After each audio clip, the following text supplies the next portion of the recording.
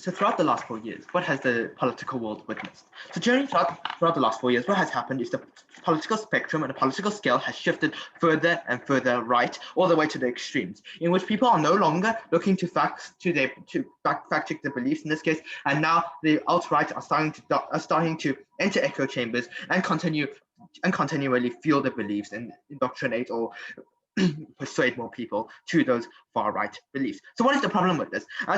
As if in the last 4 years, we've seen an increased rise in hate crimes, and this regrettably looks like attacks even in in relatively tolerant countries, like even in New Zealand, Christchurch, those hate crimes have occurred because of the outright expanding influence and the political spectrum shifting further and further right. So that's the characterization that OG brings today. The fact that politics has shifted so far right and so extreme in the last 4 years that it has harmed multiple people and multiple minorities within the process in this case. So what necessarily does this look like? So we've already visualized the horrific events back at Christchurch within New Zealand and the numerous shootings within the US in the past 4 years. And this can also be traced to the idea to specifically these social media platforms. For example, the website QAnon has been spreading false info about based and false info about many different members within US society, and also 4chan in this case, which has been there which although a website also counts as a platform that has constantly spread hate and has on many accounts gone after and attacked political opposition. So what's the issue with this? So what the OG has identified as an issue here is the fact that this takes away chance for political good discourse and a chance for disagreement and for the chance of disagreement in this case. So note what this issue is that the alt-right are entering echo chambers, and in these echo chambers they shut other voices out and bounce off each other. And what happens is the ideas get more and more extreme as they fuel each other, and such events that we already visualized happens. So why does this happen? Why is this necessary issue? As I already told you, this happens. As we're going to tell you now, this happens because of free market demand. As originally relatively tolerant social medias like Twitter and have accepted conservative voices all the way up to the extent in which they incite or they call for violence in this case. But what's the difference? Like the idea of Parler or other such conservative outlets in this case, what's relatively different about them? The idea of their appeal and who they answer to is extremism. This says look at what happened in this case. If you go onto 4chan, what inevitably happens is if you say something leftist on it, you probably get censored. But you have to say something outright, then you get encouraged, and then the idea gets blown up and then supported in this case. So what happens here is because of free market demand to these alt-right sort of groups, they inevitably become quite far right because that's their consumer base as compared to other social platforms that are more moderate. And why can't conventional ways such as government solve it? As we're going to tell you now that's because the government has too much red tape, and the issue right now is these spectrums shift further right. So a lot of alt-right politicians are in power, and therefore they consistently harm any process to regulate such censorship of other voices other than the far right. And as already proven, the spectrum is shifting right. So therefore, framing who wins this debate? We tell you that the person with a team which can ensure greater decent discussion and greater security within society wins this debate. So what instead is our burden? Our burden is as long as we can prove that we ensure greater free discussion and greater safety within our society, we win the debate. Whereas the entire opposition bench now has the duty to prove why allowing these outright echo chambers necessarily is better. Before I move on to my arguments of POR and CO. Amy Pykoff, the CEO of whatever it's called, literally said that she was in talks with Amazon to have a specific algorithm take down extremist votes that incite violence, that they'd introduced 3 new mechanisms the day after the riots on the Capitol. That was shut down when Amazon withdrew the platforming of the company altogether. Why aren't there more effective ways to deal with radical content versus push it somewhere we can't monitor it? As I already told you, this radical content are in these widespread echo chambers and they are constantly spreading. So that's necessarily the harm in this, because ideas propagate very simply. And this PR therefore exposes the weakness within the opposition bench. They tell you that if they go into underground, we can't regulate them. Well, good. If they go underground, they don't spread in this case. Now that gets rid of the unique issue here. So why do we say this is so harmful? Because these ideas propagate within this. They will go into the unemployed people and the susceptible, vulnerable unemployed people and convince them to these extremist ideologies. And we say this is uniquely harmful on the opposition bench. They claim that they can regulate it, that they'll go somewhere they don't regulate, and then they'll go somewhere quiet in this case. But it's going to be much harder for them to convince more people to these harmful ways if they aren't constantly easily downloaded on App Store or on these on these platforms. So we say if they do meet up with like 30 people in a room every now and then, it'll be much easier to control that than to allow them to spread hate messages all over the internet, which ultimately led to the events of Christchurch, El Paso, and all of those harmful events. So now onto my argument very quickly. Decent discourse. So what is necessarily so important? I've already told you these platforms, what they inevitably do is they shut up dissenting voices. So what occurs on these platforms is there's no other discussion, there's no other voice. It's just you hate in this case. You dislike these minorities. You just want these dirty immigrants out. So that's what they genuinely say on their side. And that's extremely harmful to allow that to constantly propagate and to allow that to spread to the vulnerable people who may have lost their jobs, and to allow that to happen. So right now what we're talking about, we should ensure greater safety. And note their side is going to say, oh, if we don't regulate them, there could be greater harm and greater attacks. Those attacks are already happening on both sides of the house right now. So what we're trying to do is at least quell some amount of the spread of hate, and at least put out some amount of the fire, and to stop it from spreading. Albeit there might still be some harm on both sides, but at least we do something about it. Now that'll be greatly elaborated by my partner later on. Onto our second argument of public safety.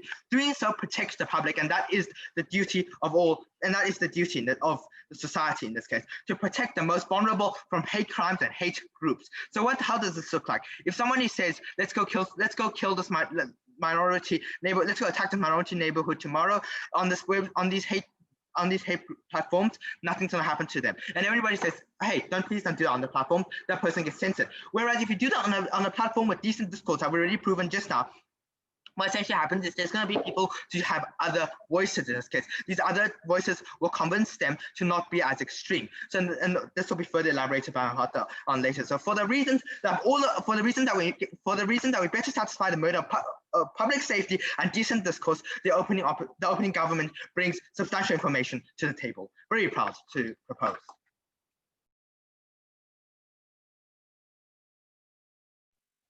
Right, I would like to thank the Prime Minister for that very fine speech, and now call upon the leader of the opposition to come and open their side of the house. Here.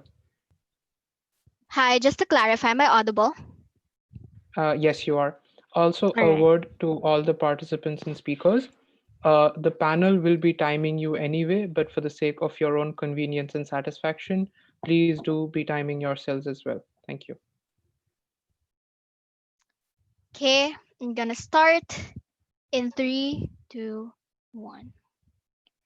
Think long and hard about the last time you voted for someone, or the last time you thought about your favorite band or movie, or the last time you had a motivation behind a particular product or a particular decision that you made, right? We think that these are made by niche, by a particular group or a particular niche that you belong to. We say that when we remove all restriction, or when we remove all access, and we commit restrictions to a particular echo chamber, we think we make a lot of underground organizations that makes it more harmful, and that incites a lot more violence at the end of the day. We say that technology has connected us in ways we never would have imagined. We say that when you think of building an audience, we automatically think in terms of not just the demographics, not just the quantity, but also the passion and the ideology that we have, right? So what do we then bring under opening opposition? We think web restriction is totally different around the globe, right? But especially in the USA, where there's practically no oversight to exceptionally unavoidable surveillance and observance, we should investigate, right, on how they actually do these moderations on both sides of the range. We say there are some huge inconveniences to internet oversight that influence the manner in which individuals access data. But first, let's characterize. The far right is a naturally bigoted development advancing a type of extreme, like personality government issues for European Americans. So let's say a piece of its enrollment underpins tight immigration laws to guarantee like a white dominant part in the US, while others require the separation of the nation to shape a white ethno state in North America. In North America, while some alt-traditionalists try to make white patriotism socially decent, right? But we say that some alt-conservatives may not be that prejudiced. There are still moderate Republicans who advance a notion that there is, for example, that is not so hostile, for example, to women activists, or there are more advocates for a people-centric culture. And we think that it's precisely in these online atmospheres where they can meet precisely because of the development in different areas of what has been known as their own traditional discourse. We think that all traditionalists, by and large, sure, they help hostile to interventionist and neutralist international strategies closeted by a lot of the protectionist ideological beliefs that they have. But we think that they exist in a spectrum, right? Even though they're outright in these echo chambers, there are probably a lot of them that can prove as checks and balances. Therefore, we think that you can perceive any reason why these organizations wouldn't have any desire to uncover, right, Play Store clients to an online media stage whose balance framework has neglected to forestall the spread of hurtful material. In any case, however, at any point you must consider what's shielding them from forbidding any semblance of Facebook, Twitter, and YouTube. So, for example, the previous few years of web-based media history has been nothing if not a steady pattern of stages neglecting to satisfy their cases about how well they moderate and police themselves. For example, Facebook was utilized to encourage ethnic purifying in Myanmar, and with its immeasurably bigger client base, was very likely a noteworthy vector of disinformation than Parler. We think columnists and a lot of researchers have believably blamed YouTube, for example, for driving traditional radicalization. For example, Twitter was long infamous for allowing piles of misogynist and bigoted maltreatment. So these bigger organizations have, to shifting degrees, forced stricter arrangements over the previous year, right? But it's difficult to envision them to be able to restrict access because of their bigger client base, because they do not want to overshadow that number, because the quantity is so much larger. All of which settles on the choice to boycott these traditional alt-right avenues precisely because they are to some degree eccentric. We think that this is particularly very harmful. We think that the public insight is that each one of these startling individuals who assembled on Capitol Hill, they got together and kept on gathering up on Parler, while Facebook and Twitter are just taking care of business, and thus Parler is the least hanging organic product. We say that all things considered, there are enormous contrasts between Parler and other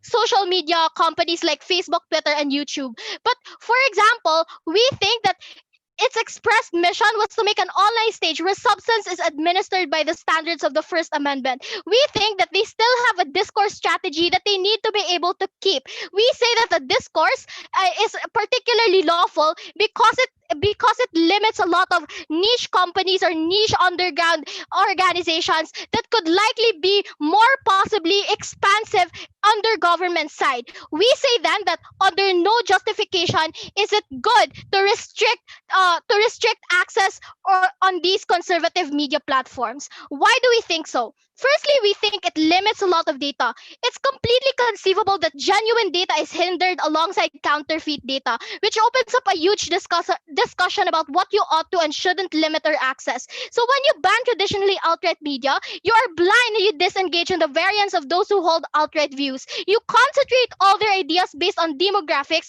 based on psychographics, and how they are particularly potentialities of their extremism. We think it's their perspective and not just the quantity of their numbers which incites and fuels the most dangerous harms, because now if you throw them underground, there is now no moderator. They're always gonna think which one makes for a more powerful marketing message, because now they're easier to mobilize, now they're easier to incite, because they're now all concentrated. We all know people make decisions based on emotions. How they feel determines how they act in these concentrated spaces. So because no one can tap into that and they can just build their audience around the things that matter most to them than anything, we think there could always be getaway sites. Restricting access to download it on the Play Store does increases black market activity, right? We think that's variably harmful. But secondly, who's in control? How are the rules characterized rise on their game. We think there is no governing rules, right? We think web restriction could rapidly transform into a matter of assessment on what is adequate and what isn't. We think because standards are greatly vague and because there are no longer any alternatives for people, it's easier to be able to mobilize them on their own echo chambers, concentrated on their own niche, right? So because there are unfair standards that to them is incredibly unfair, we think the rules are not automatically lawful. But third, to the extent that conservative voices can still change, it edits a lot of the free discourse. Web restriction restricts the substance you can access as well as conceivably the substance you post to. It insinuates that real power no longer lies with elected government, but with 30 big something big tech businessmen that has control over what we can and cannot do. What's the conclusion to this? Maybe Parler's most concerning issue was that it gave considerably more scope to the kind of material that enormous extremists characterize as viciousness. But we think that Parler's people group rules reflected that norm, and to the extent that we can still change that, we should, right? We think our response suggests that all legitimate power for policing public discourse lies with the people, lies with society, and not at the end of the day through these businesses with their considerable economic power, at which the interests are not that concentrated and they don't actually do anything urgent at the end of the day. Very proud to oppose.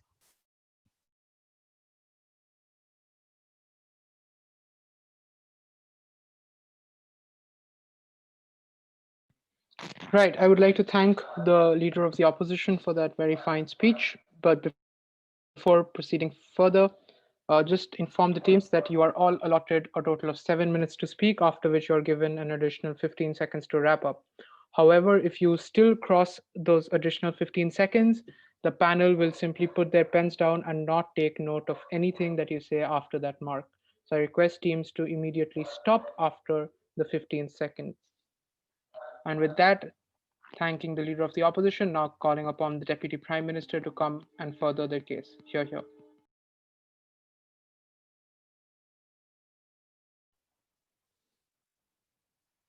Right, is this working? Thank you. Yeah, it is. The open opposition said we need free speech, but we think any reasonable debater or any reasonable person would agree that free speech is not absolute. And we never really heard a clarification to what extent would this speech need to be regulated on opposition side. We know the common analogy, right? You cannot shout fire in a crowded theater because it creates danger to public safety, right? And we think that the same situation is happening right now. When we gave you the very characterization of why this conservative media is doing, is actively building on the reputation of inciting destruction to the system by creating chaos, by having riots for the very nationalistic purpose that want to purify the country. The conservative right wing right now is very similar to the fascism we've seen in the past. And that's why the conservative right now already fulfill the very definition of causing harm to public safety. Open opposition never bothered to engage. The conservative idea right now is very different from the traditional notion of conservatism that gave rise to different platforms and different ideologies in the past.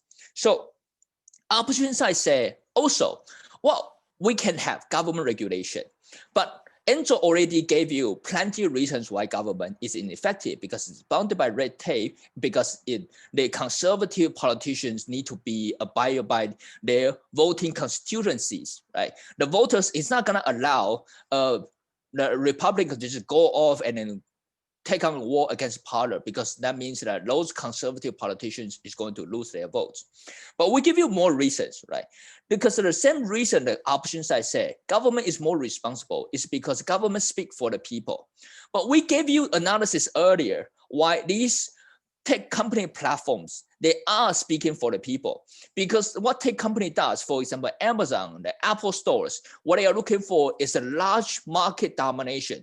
They want to appeal to as many number of people because the platform makes money off of more people using the platform rather than a small number of committed users. When more people using a platform of for example, Apple phones, iPhones. That means there are more people subscribe to the Apple's App Store platform. That means it's easier for them to have control over the market on the App Store. So their goal has always been to maximize the number of people who use that platform. So they are more likely to achieve the medium where the most people can agree upon. And this is why it's the most important to vote for us in this debate, because what we are achieving is not to pro-liberal or pro-conservative. What we are trying to achieve is simply a baseline of decent discourse where everyone can subscribe to and have a reasonable discussion on.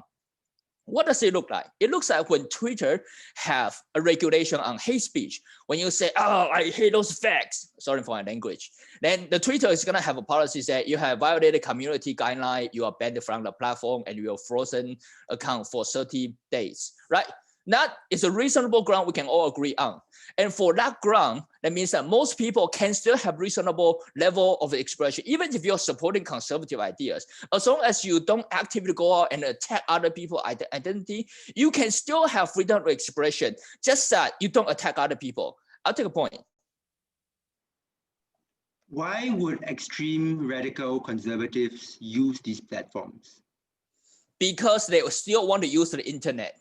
Because it's less convenient to use platform outside of Twitter. If like you go to underground, you're like exchanging text messages from person to person, right? Like having like flyers from neighbor. Hey, Josephine, like, how do you like having some flyer? Hey, I don't know, Brandon, hey, let's come have a chat about why right-wing nationalism is a good thing, right? It's just less convenient to have platforms outside of the mainstream media. So if they want to achieve spread, they still need to engage with that, and they still need to conform to the community guideline. So under our side, it's not that we don't allow those ideas, but we allow them to be expressed in a way that does not target identity of certain individuals that cause harm to public safety, right? And then they ask, what happens when we overregulate? And the decision is tailored to the big corporations, right? If that happens, we think that we are on the side of caution, right? If we overregulate, we over-restrict, the solution to that is to release the valve and then have less restrictions. And then the business can go back to usual. But what happened on their side, if you under-regulate, what happens is you incite violence and then people have to die in the process because you have so much of these right-wing racists who are keep confirming each other, yeah, let's go fucking storm the Capitol. So people will have to die necessarily or being harmed in the process or identity being targeted because they're unwilling to take a strong stance. On our side, we support more efficient, more swift reaction to ongoing crises right now because these tech companies are likely to be responsive to the problems that are happening. And the opposition side have this another line to say, but I need to have decision-making power. We have a few analyses for you for why this kind of analysis don't apply. One is these kind of rhetoric by right-wing conservatives are very simplistic. They boil down the entire problem was, for example, economic slowdown to say because immigrants are taking over your job. It's because the Chinese products need to be banned because they are all exploiting laborers. Well, for some of it, true, but it's not the whole story, right? They boil down this to very simple identity and say, all we need to do to revive our economy is to go back to the old days where the white people were only raised in America. Then we'll be great again. And that kind of simplistic idea is very impressionable for most of people who don't really have much understanding of what real politics look like, or according to the words of leader opposition, people are making emotion-driven ideologies, emotion-driven decisions. Second, is that this kind of nationalistic nativism arguments appeal to the lowest denominator of across whole humanity, but it doesn't really have the real tangible constructive argument suggestions. So even if you feel good sometimes to vent your frustration on this platform because you get to swear some words, it doesn't really help the whole society to come up with a better policy to address the problem more carefully. So even we agree there's some value to the freedom of speech, it is largely intangible as to how it actually helps society anyway. Lastly, it also creates a lot of fear-mongering rhetorics and come up with boogeyman ideas that don't even exist. For example, the Mexicans are rapists and killers. That these ideas don't even exist, but it just undermines the trueness of arguments. So people are making up arguments based on false premises, and they are not able to differentiate. They're not having constructive arguments on actual facts anymore. For these reasons, the platforms are actively spreading lies and causing people to sweat to the right wind, which are causing violence. That is a very definition of we need to regulate these. We need to regulate these platforms. Thank you. Right, I would like to thank the Deputy Prime Minister for that very fine speech, and now call upon the Deputy Leader of Opposition to come and conclude the opening half of this debate. Here. Hi, am I clearly audible? Yes, you are. Thank you. Let me just get my timer out.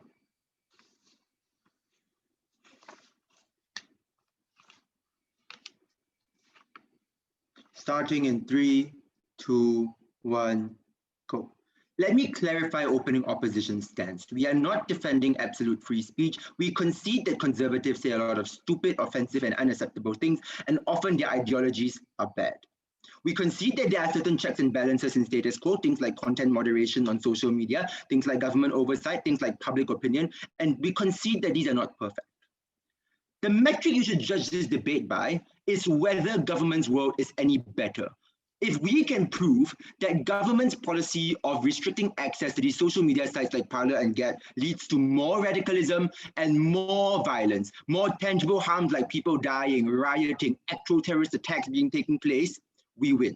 We do not need to defend free speech. We do not need to defend conservative ideology. What we need to do in this debate is to prove that the radicalism you get under government side is worse than what status quo provides. What is the comparative in this debate? The entire OG case is premised on the most extreme, most outright hardcore radicals, those with the highest chance and the highest desire to incite violence, of them opting into mainstream social media like Twitter, right? In status quo, what do? They're on Parler and Twitter. But when you shut Parler down, their main source of social media, their main source of interaction, right? They feel like it reinforces this idea that the state is against them. It reinforces this conspiracy theory that these tech companies are just a socialist liberal agenda and the deep state is trying to get them. This means that they're not going to go to use Twitter instead. They're going to develop underground policies. And note that like DPM was extremely disingenuous when he said that people are going to be exchanging paper letters in a back alley. No. They're going to develop like cyber spaces, things like apps that you can download without Google Play Store or without Apple Play Store. You can just send a file to each other, right? Things like websites, you can just keep opening new domains. But things like the dark web as well, these are things that have a high barrier to entry, but people who are really hardcore and have a really intense passion for their outright views, that they are willing to risk their life and like do terrorist attacks for it, these people are probably going to go through the effort to set up these platforms. So the comparative is not making these people transition onto Twitter. It's for these platforms like Parler becoming even more exclusive and being even more concentrated with alt-right hate crime, like intense radicals. Two pieces of characterization then before I back my first speaker up on how their side exacerbates radicalism. So the two pieces of characterization are, what is the psyche of conservatives and what happens actually when the government policies pass a more realistic view? So what is the psyche of conservatives? We think there are two main types of conservatives. The hardcore radicals, the alt-rights who believe in really perverse things and who actually like want to go to Capitol Hill and incite violence, actually want to kill minorities and that, right? Those people, the perverse ideology is so deeply entrenched that it's irreversible, right? We don't think that either side is going to change their mind on what they believe in.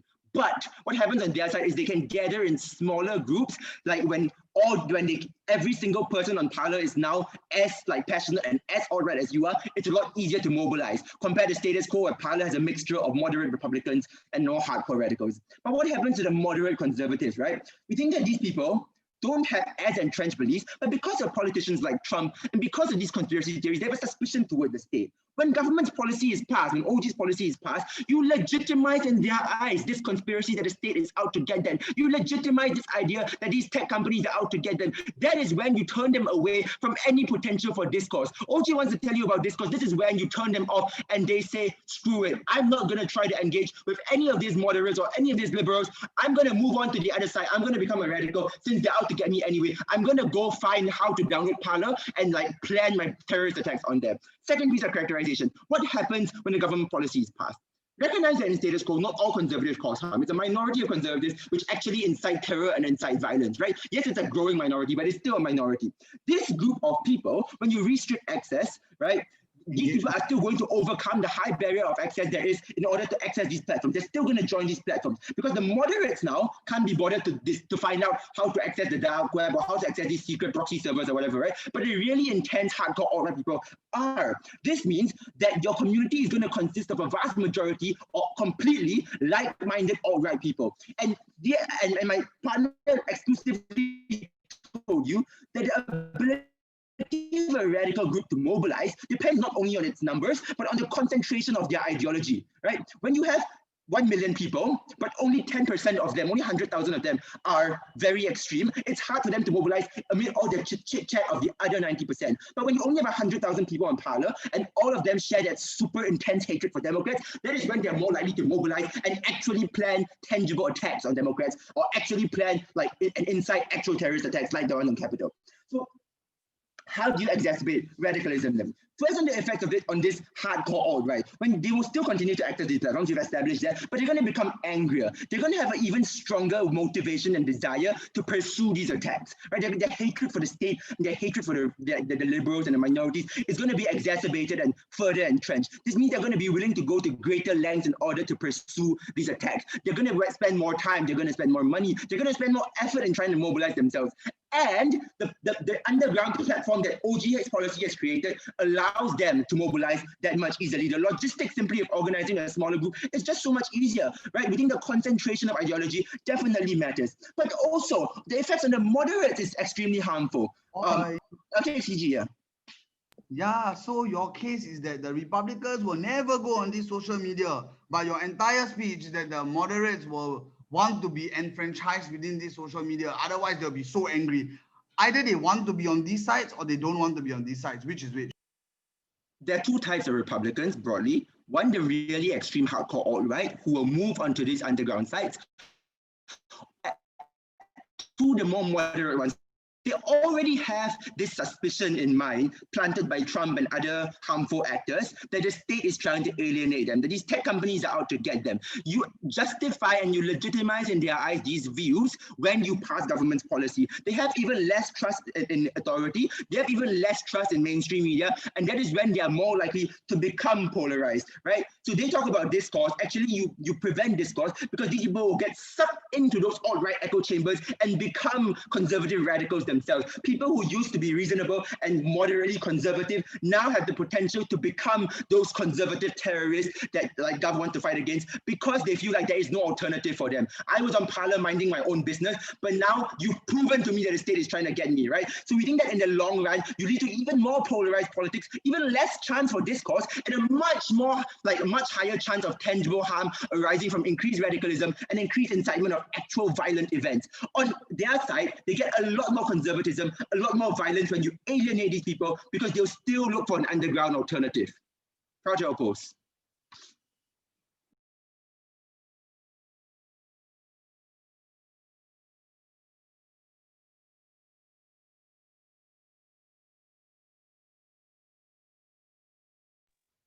Right. I would like to thank the Deputy Leader of the Opposition for that very fine speech, and now call upon the member government to come and initiate the closing half of this debate. Here.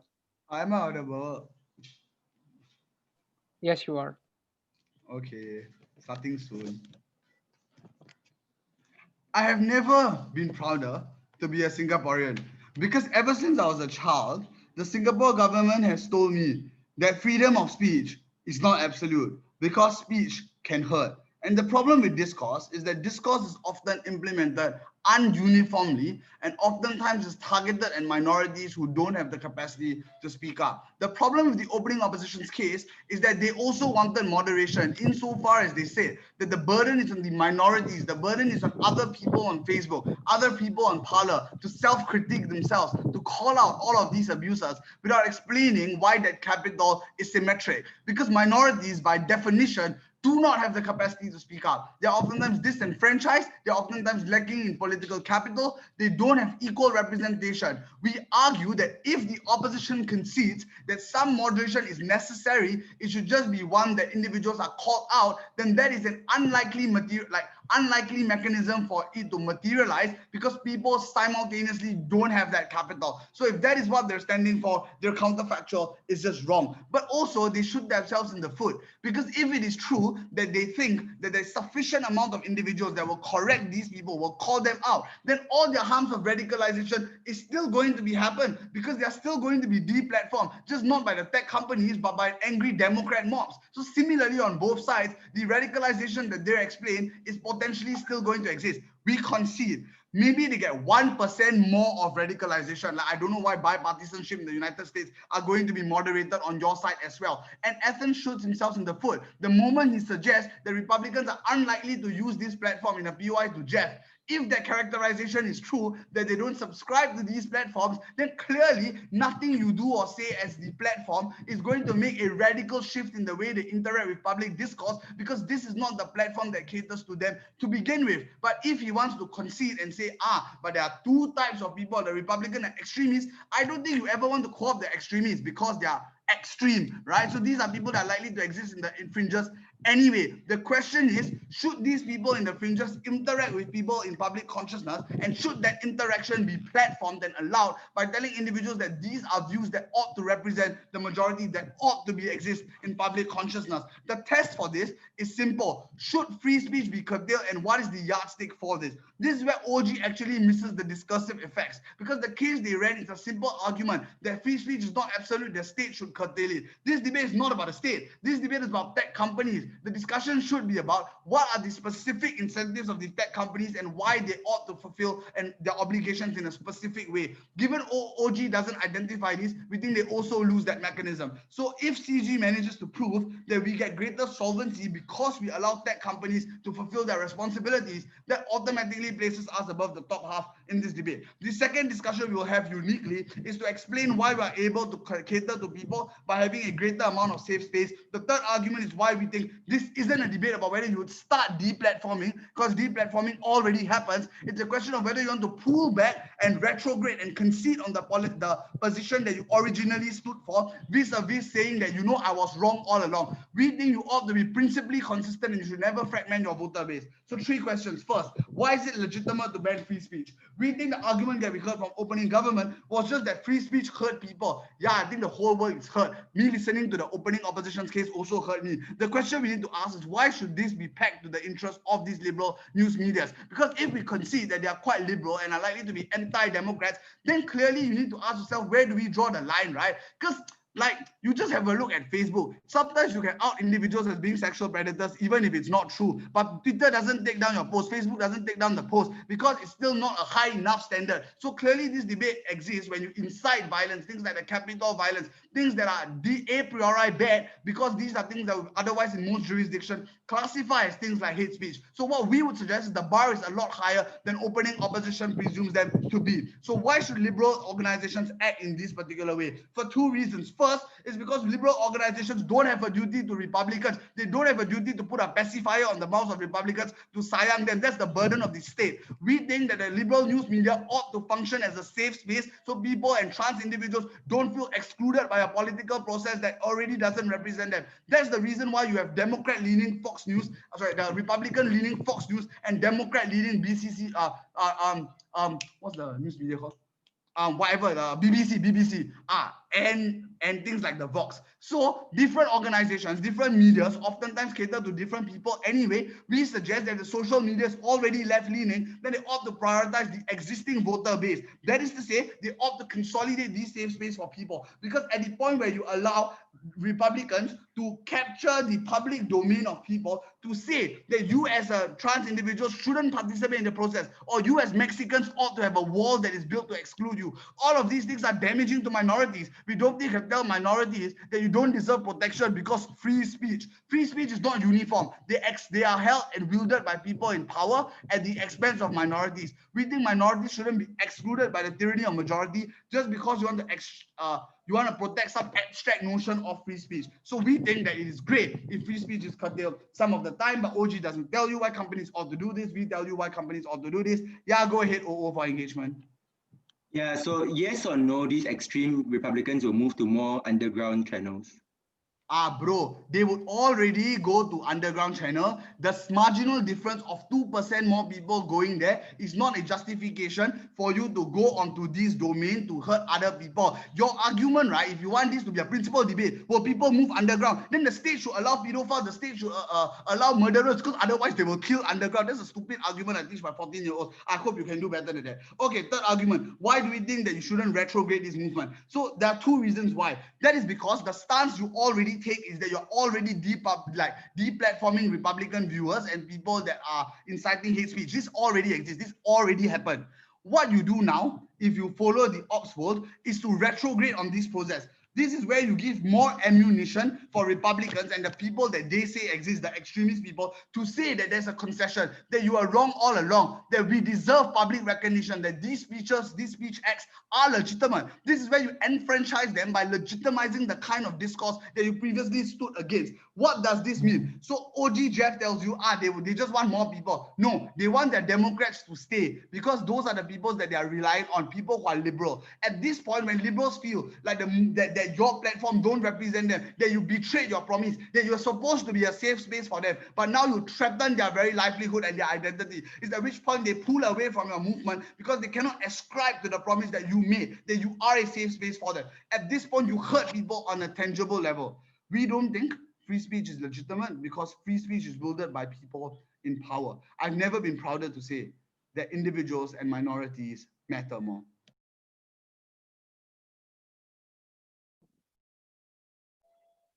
I need my timer. What am I doing? Yeah, I need to pray first. Sorry. Okay, can.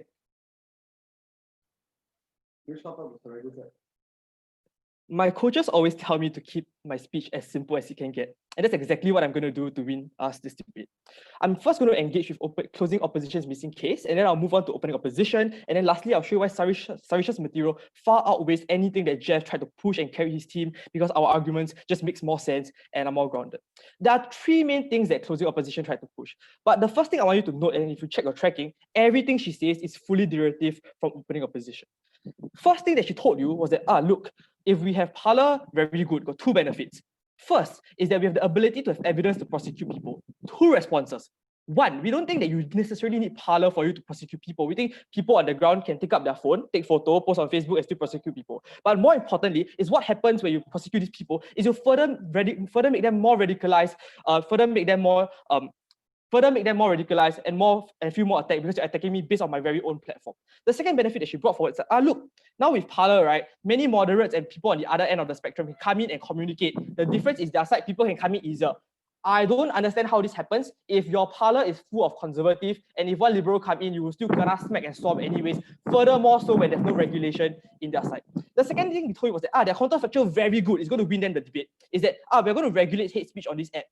Couple of responses as to why this cannot work. Number one, the sole reason why these apps are removed from the App Store in the first place is because the failures of the tech bosses and the CEOs for not complying with regulations placed by this application like Google and Apple. We think if that's their case, we think they really lose, because if they presume that will happen, that will have already happened in the very first place. The comparative that we brought to you is that, look, places like Facebook, places that Twitter and Reddit, yes, they are full of controversial, but the reason why they exist is because the bosses there comply with regulations and comply with things like that. The third thing I want to point out in this debate is things that Sarish already told you. Recognize these platforms are very heavily liberal leaning. We don't understand why is there an incentive for them to bow down to this conservative. We don't think it's a job of these media companies. Recognize this debate specifically says tech company and not the government. The entire op bench case is, as a government, I should ensure that both sides of the house is happy. If that's the case, they can win this debate. But this debate predicates on tech companies. And insofar as the whole Opsite never tell us why it's a burden on tech companies to do so. We think they lose this debate. We don't think Reed, no matter how good he is, can save the debate at Op-Read. The third thing that closing opposition try to say is that, look, these right-wing people will still exist anyway because they can go underground echo chamber. Couple of responses. One, we think the extreme people, as like opening opposition pointed out, will still exist anyways. We don't care about them. We think that if people want to burn down buildings, they will still burn down anyways without platforms. We think that if we ban even their internet, they will still use Morse code to send text messages to people or even use pigeons. The people that are protecting this case are the people who are the vulnerable people are the moderate and people who get swayed. You need to understand the lacuna in the case. The reason why the Capitol was stormed was not because of all just hardcore radical people. It's because of their ability to influence people on the moderate and people who are not so extreme through this sheer number of this peer pressure, and that's how they inform people. At the point where we ban full radicalized messages without regulation, it means we cut off the harms of people. This debate is to protect people who are at the short end of the stick, and our side does that. Yes, Jeff gave you a good counterfactual that look Facebook very good, but what Sarish uniquely brings to the table is he uniquely tells you why it's in the interest of tech companies and why all the incentive of this liberal media. Insofar as opening opposition, only government only tell you that Facebook very good medium, we don't understand why they're able to take this bit. Now let's take on opening opposition heads on. They have similarly three main crux. First, they say that the burden of regulating should be on tech companies like Google and Apple. I already explained to you why this is okay, this is true. But insofar as companies are not willing to comply with these rules, we think that it's only justified for us to ban them. The reason why Facebook and Reddit is not banned, similarly as I said, is because they are able to comply with the rule. But second, let's just take a look at their more important arguments that, look, at the point that we're going to ban this Parler is because they have hate speech, right? We're also going to ban Facebook because they also got hate speech. Three responses. Number one, recognize what happens with Facebook is like, I explained, right? Their CEO is doing more duty. The difference here is, and this is where we consider, right? If let's say Parler, for example, are going to have AI tools that regulate things, we think that's perfectly fine. The only response coming from opening opposition like, if we have more people, right, we can use algorithm and find out how to moderate things and then be able to change their mind. No, that's not how it's going to work. We think, right, people will still be extreme. We think that people who use mainstream media, because of the regulations already implemented in status quo, will not be able to view out their real viewpoints, and will not the whole AI things doesn't work. The third part is like, okay, yes, in our worst case scenario, we lose out on AI tool, we lose out on certain people. We think some people may just go underground and cannot track. We think very sad. Boo-hoo. These people will still exist anyways. Sarish already told you, in our worst case scenario, maybe 2-3% more people will join this secret Morse code group chat coding WhatsApp thing, and then we cannot regulate it. That's perfectly fine because they don't have the ability to influence people. And I think it's super important for you to note in your speech, in your tracking, is the influence of people that we're trying to prevent. Recognize, regardless of which side of the house you side, this kind of radical people will still exist anyways. We are in no position to change anybody's mindset. What we can prevent is people from influencing other people to commit crimes, especially those against the law. We think that in places like Facebook and Twitter, if they commit crimes and they commit hate speeches equivalent to those on Parler, we are more than happy to ban this account. We are more than happy to close this group chat. Before that, opening up. Even if they don't spread their ideology and convince more people to join, there's already enough radicals to incite violence and cause harm.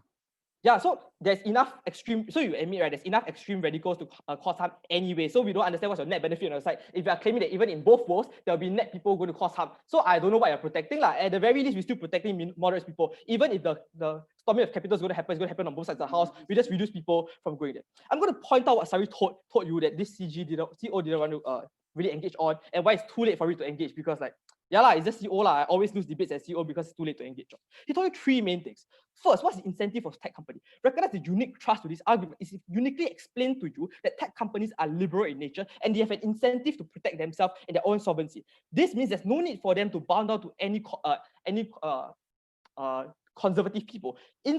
Especially so when these conservative people are causing harm on minorities and causing harm on these liberal people. We don't understand why there's incentive to it. This is uniquely different from what Jeff told you, because Jeff simply told you that Facebook should be a moderate place because Facebook can be regulated. The second thing that Sari told you is that we create greater safe spaces. Yes, Jeff showed you the groundwork that look, Facebook very good, but the unique benefit that we bring to you is we admit to the fact that yes, people will still, we don't deny that people will still go underground, but what we uniquely brings is we change the mindset of people, which we think is most important in this debate. It's less so converting the mindsets of radicals, because that cannot happen on both sides of the house. Insofar, even opening opposition admits in his POI, we are protecting people on the middle ground. We think that the team that should win this debate is the team that have proven to you the incentive structure for these tech companies and why it's in the best interest for this company.